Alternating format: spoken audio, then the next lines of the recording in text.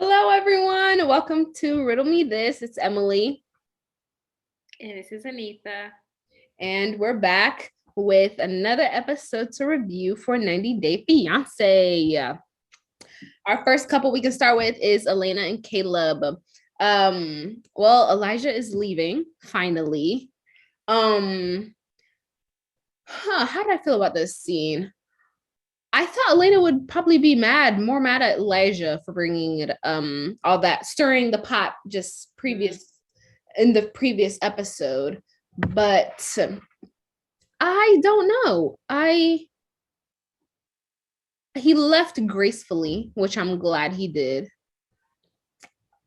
Unfortunately, I don't think it really served the audience anything, in my opinion. It didn't serve me anything. Him being there, him leaving. So Yeah, I was gonna say what struck me the most was when Caleb had a conversation with his friend about the status of Elena and his relationship and moving forward and whatnot. And I agree with the friend, like if you're not tread lightly, then tread lightly. But also I agree with Caleb, like don't make excuses. Like if you're not feeling it, say you're not feeling it instead of making excuses. So I like that. And we saw them on a date. Oh my gosh, that date. I was like, I was cringy. I was cringing the entire time. It's just I what don't was the know. whole point? I missed it. I think I missed it. What was the whole point of like them getting wet I and guess it was more so like a spiritual cleanse. I don't know if I'm right or wrong on that one. okay, Yeah, because I remember Caleb saying that after that they felt like, in clear? something like that. Yeah. Yeah. So Interesting. Okay. And also, what I wanted to and also to kind of make up their intimacy since Elijah was there. So to kind of make, that one-on-one time. I was going to know, Elena did like hit the nail on the bullseye by saying how Caleb is taking her lying about this is his excuse as like an excuse for him not to To continue in this commit. relationship, to commit. And I think she's right. She sees it. I see they're not cutting any of her scenes out when we heard that she's been fired. Yeah, they're not. I think it's just, I think they're gonna go through with this season and then, Just not invite her to the reunion from how maybe. it could Yeah. look. Yeah. Mm. Let's talk about Jasmine and Gino. I found it refreshing to see Jasmine finally crying. I'm like, girl, you're human. What? After all that crazy stuff you've been doing, you actually shedding a tear. You're really apologetic about the craziness. I read on Twitter, someone pointed out this is kind of like TLC trying to save her character, trying not to, make her look like she's a bad guy, like giving her a redeeming quality, I want to say. Mm.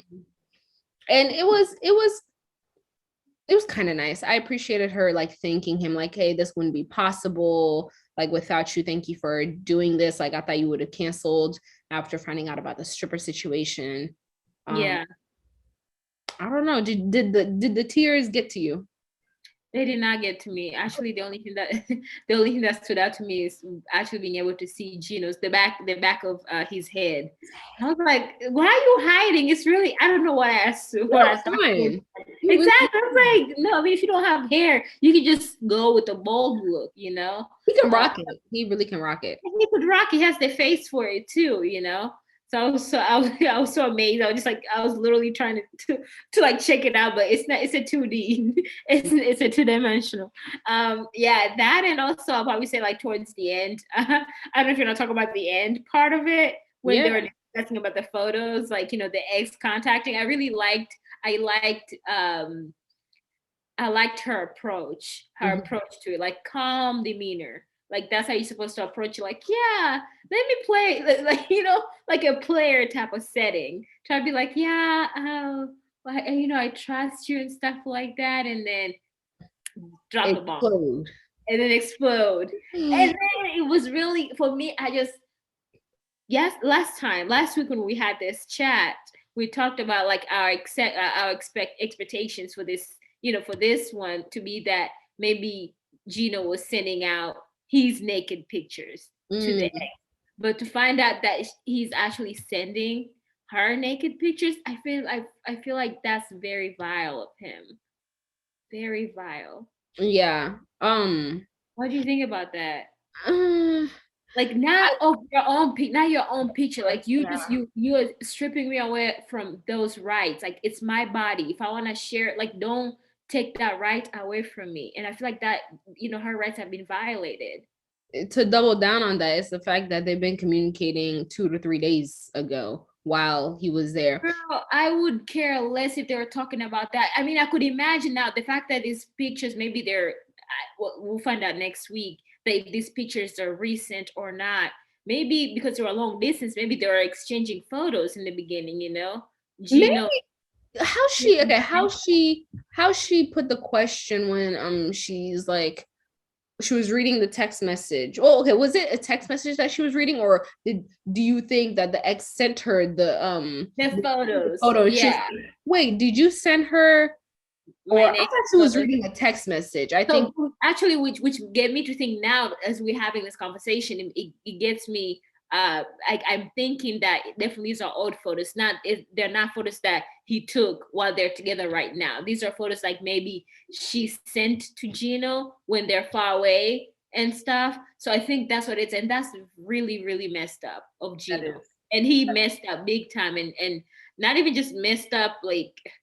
I'm not gonna say that he deserved whatever it's coming his way from her, but but I might as well, might as well bring on the tsunami, Panama. This warrants a reaction like the reaction she had over the paint. Definitely. That wasn't supposed. Yeah. Yep. Yeah, the reactions are not the same, but I hope she handles it. I think they will move past this, but you gotta get the storm first before you see the rainbows. You have to. Yeah. I guess. Yeah. We didn't see much on Memphis and Hamza this episode, but we saw a little bit too much of Kimbali and Usman to balance it off. Listen, one mess was desperate. If desperate was a person, Kimbali would be the face of it. I was having second-hand embarrassment, third-hand, first-hand. I felt like I was there. I was cringing the entire scene from the beginning when they woke up. It looked mad fake. It looked mad fake. You tell me that he slept with the robe on. Like he just slept like this, and the entire situation. What part was the cringiest? For me, was the part when he finally moved back in, like he went to go get his suitcases and he finally got back to the room. And she had the robe on and he was sitting down and he was moving her robe around and we could see her the little heart, the little heart nightgown. I was like, oh my gosh. That is not a gown. That's a lingerie, according to Kimbali. I was like, oh, that's right. You better. I had forgotten that Kimberly has an African American son, and I guess this was her way of introducing him. I think we'll see more of him in the future. Maybe this was another way to reintroduce him, like, hey, my son will not accept you. And I just thought that was really odd. Like, Kimberly, you're still a contestant. You didn't make it yet. You remember? You can't just say like, hey, my son's going to beat you up. Like, you're not there. You're not there yet, babe. You're not. And the fact that she thought that was a valid point. Exactly. A valid argument as to him not rejecting, like him rejecting her advances of trying to, I don't understand what kind of calculations, but then this made me think about how it truly is unfair if the tables had turned and Usman was a woman and Kimbali was a man. Very problematic. It would have been a very problematic scene. It would definitely be a very problematic scene. And leave it being that, he's a black man, and a white woman. That would have been that would went viral on social media. Absolutely. I'm glad he put down his foot. Right. Although I feel like down on the road we'll find out the real reason why he didn't want to sleep with her, which is basically he's in love with another girl. Oh yes, I was kind of hinting to that. I was getting those hints. He's still in love with Zara. Yes, I just feel like that's definitely forthcoming. It's another story. They're gonna expand on it, but I don't think that it's because like, well, I just don't want to have sex. It's culture, and then the producer asked him like, hey, What do you mean? Your ex-wife, you guys had sex before marriage? Oh, we were engaged. Oh, okay. I'm like, boy, what? I don't know about all that. Who's trying to get into the technicalities of it? Like, well, we proposed beforehand over the phone. I'm like, boy, come on. Like, you just don't have sex with her. Well, yeah, I hope Kimbali get the yummy per Usman. No. And to further your point about Zara being the reason why he doesn't want to have sex, I think the fact that we haven't heard anything about that plot, because that's still like a open dot, like we still haven't touched that yet. I think it's because that's going to be the end result. That's going to be the bomb being dropped. Like, hey, Zara is the name of the song. Zara is this woman I met, because we still haven't talked about it. And right.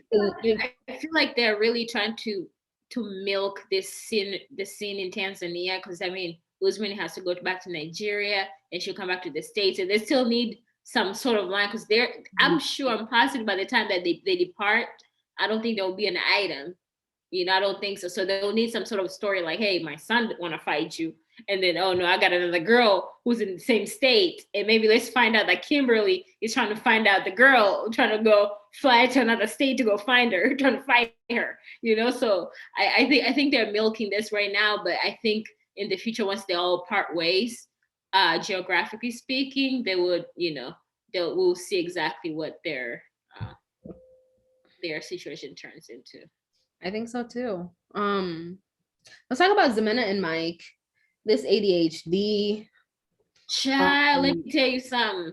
No, man, you're not gonna play this illness into you cannot confuse hygiene and ADHD. Listen, I think he's confusing it. He's really using this one. Listen, people on Twitter talking about ADHD ain't got nothing to do with him not picking up his clothes. Hygiene, bruh. Maybe make it make sense. Hygiene. That's one word, just hygiene. You can't be saying like, you know, ADHD. And you know what was messed up? I laughed, but at the same time, I feel guilty and a little bit of sadness when Zemena was talking to her parents and telling him like, you know, I have this, as she was getting ready for the date. And she was telling her parents that, you know, I'm not really, you know, these are my reservations. And the parents are like, you got kids. It's not about you anymore. These kids. I was like, you know, like that meme, like, it is true. But at the same time, it's like, are you going to really like sacrifice yourself for that? So that was the scene that I was indifferent about. I was torn. Yeah. Like, should I, Again, I'm still 10 toes down with Zemena coming to America, getting a better life for her kids. I don't know if I'm 10 toes down with it being at Mike's expense. But absolutely. Again, I'm indifferent as well. What about I still can't get over that car scene where he was trying to stuff those tissues down. Even like, I understand it's a little gross, you blowing your nose, but I'm like, him on top of that just trying to stuff it down somebody else's car. Where do you, like, you don't ask where's the trash, sir? You don't stuff it in your pocket or something. I'm like, okay, I'll throw this away, right? Or toss it outside, because it's biodegradable, so you can just toss it out. But yeah, I found that a little bit culturally also. I feel like I don't know if it's an American culture, but I know, like, I did not know people can blow up their nose in front of people. It used to be in Tanzania, like, it's something you have to go in the bathroom or somewhere away from people, and then you blow your nose. Or even if it's around people, you might hold that, but you breathe out of your mouth. You don't breathe out of your nose because your nose is stuffed, but you can't do that in front of people because that's gross, you know? So, but I feel like he did let loose too early. Like, you just met this girl trying to like impress her, and I really enjoy her. He's, you know, when he tried to cook, and I feel like, you know, A for an effort, right? Yeah, I appreciated that. Yeah, that was sweet. It was. Let's talk about the conversation real quick with the dad and his concerns. I think we mentioned this a few episodes back about how he has no player in this game to voice any concerns. Yes, he's concerned about the kids and Zemena, but boy, you up in her house that he's paying for with the furniture that he's bought. He's basically, I hate to say it, but I feel like he's basically pimping her out. Like not exact, like, you know, definition, but I feel like, you know, the parents are basically saying like, hey, this is not about you, you know, like, you know, your kids will have a better life and whatnot. And, you know, they're basically, the family that was sitting there are feeding off Mike. They really are. So that was really sad. And I mean, and I agree with her, with the father when he was asking like, what's Ximena favorite color, favorite food? But it's the language barrier, as well as they really don't know each other. But that comes with the show. Like, you know, I don't know if exactly. I haven't watched many seasons, but I don't know if any couple has actually really known each other to that point. Just in the few first days, even those who like Caleb and Elena, knowing each other for 13 years, I'm sure they don't know each other's favorite colors. They barely know each other's secrets about who's staying with who. So yeah, I think language as well as, you know, some stuff. Yeah. What did we say last week's preview for Ella and Johnny? Ella's going to Dubai, baby. Okay. Oh yes. Oh, we thought she's gonna go to China, but she was not. Exactly, but she said that the restrictions are, you know. Yeah, they were tight. That makes sense because I remember China did definitely tighten up their yeah, their borders once, you know, cases in the US were recent. Well, hold on before I let you talk. Remember I was scrolling on Twitter again while I was watching the scene where the mom was talking about, you know, you're a woman, a white woman, I was gonna say that. Woman, Thank you. To Dubai, like. Thank you. She took that. That was like reverse psychology type of thing, man. She took that and twisted around. She made it seem like this girl is a black girl. And like, no. The father was like really quiet. I was like, wait, can he speak? But he like Middle East is not the place right now. I was like, what does that mean? Like out in my head, I was like, can you elaborate more, please? Let's get to the point. Like, why is it not? And then the mom was, your did she say you're gullible? You're naive. Naive, yeah, you're naive. You're a white woman in the Middle East. I was like, if you look at Middle East are Caucasians. They're Arab, but they're Caucasian. Like, but I really found what her mom said was not a little bit, very problematic. It was problematic, to say the least. It was problematic. Did the Twitter react as such? Of course, they said it was like, oh, we caught that little subtle racism from momsies over here. Well, I don't know. That's gonna be a little bit a question. You know, people from Middle East are Caucasian, so I don't know if they can be racist. I mean, they're white. LA is white, so I mean, so I don't like crime. Racist? Listen, whatever it is, it just didn't sound right. How she was pointing out all these things that you're this. I got the whole woman part. And you might add American, maybe you're an American woman in the Middle East. Maybe that would be something. At least we're talking about Dubai. We're not talking about like, but I feel like this is like, that goes to like the generalization of Middle East. When you think about Middle East, it's like Iraq. It's not. We're talking about Dubai. Dubai is way advanced than America. Shoot, Dubai is more advanced than where they live. Like I don't know. Yeah, I don't know where her concerns lie, but I think it definitely has to do. The mom doesn't want to explicitly say it, but she worries that when she gets there, she'll be sticking out like a sore thumb. Like, it's going to be hard. I understand as such. I understand. I feel like she could have just kept it, that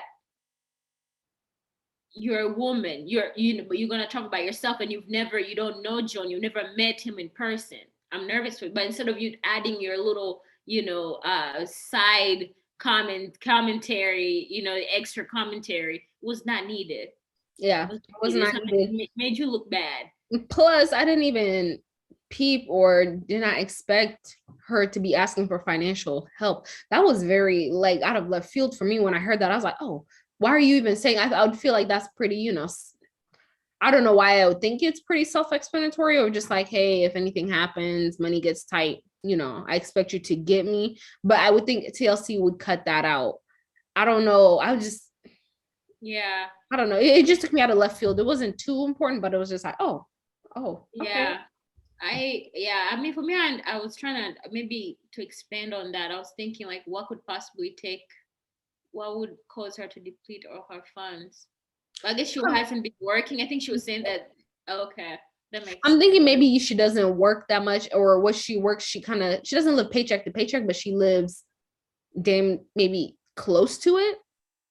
Where Right. She doesn't need savings or anything like that because she has a farm. They probably own the house, so it's you don't have to make enough money anyways. You don't need to make enough money, a lot of money. So she's comfortable where she is, but she doesn't have enough savings. But that's good for her to have for having that support from both of her parents, because Lord knows if it was like a black parent, it would have been a total.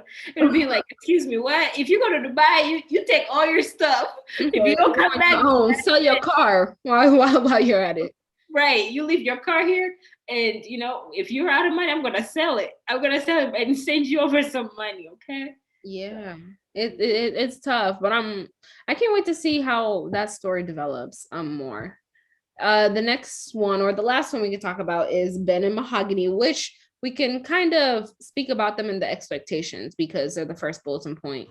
Yeah, Ben is going to Mahogany's, I guess, family restaurant. But let's just talk about Ben arriving at the airport and crickets.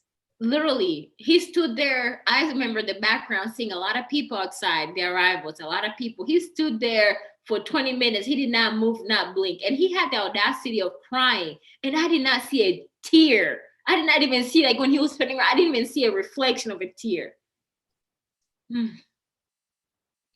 don't know if I should feel bad for him or just be like, bruh, like, what did you expect? I keep forgetting about his story. But he was talking about, I don't think Mahogany is gonna throw the 3 months of texting away. I was like, 3 months of texting? Sir, you don't know how many Bless your heart. how many people she's talking to. What makes you think 3 months? But what if she's talking to a guy that's she's been talking to for a year? And when he was in a taxi, when the driver was asking about calling and stuff, I feel like that would have been his opportunity to ask, like, hey, I have this number, can you call it? Ooh. I thought about that. I was like, that would have been cool. Me too, because I'm like, there was no reason. As somebody who is there, who's a local that can call. And also maybe right now, hopefully next week, we can see that he's trying to call using a different number to see if he'll pick up, if she'll pick up. You know what could happen in the next preview? I mean, in the next episode, he can show up at that family restaurant. The owners come there, but then they tell him, we don't know of a Mahogany, like we don't have a daughter or something like that. And then that whole thing was a lie. Now he has to figure out who is this person. Certain that he's being catfished.